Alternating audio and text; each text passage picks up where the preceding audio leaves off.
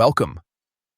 If you've been using Telegram Web on your PC lately, you might have noticed the media viewer animation when opening photos or videos. While it looks smooth, not everyone enjoys that extra motion, especially if you prefer a faster, more minimal experience. In this video, I'll show you exactly how to turn off the media viewer animation on Telegram Web using the latest update. Let's get started. First, open Telegram Web on your computer using your preferred browser. Make sure you're logged into your account so you can access all the settings. Once you're inside Telegram Web, look at the top left corner of the screen. You'll see 3 horizontal lines, often called the menu icon. Go ahead and click on that to open the main menu. From here, find and click on Settings. This is where Telegram keeps all the customization options for your account and interface. Inside the Settings menu, scroll a bit until you find the section labeled Animations and Performance.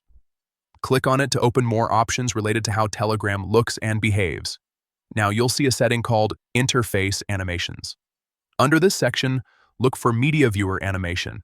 This controls the animation that plays when you open images or videos. To disable it, simply toggle the option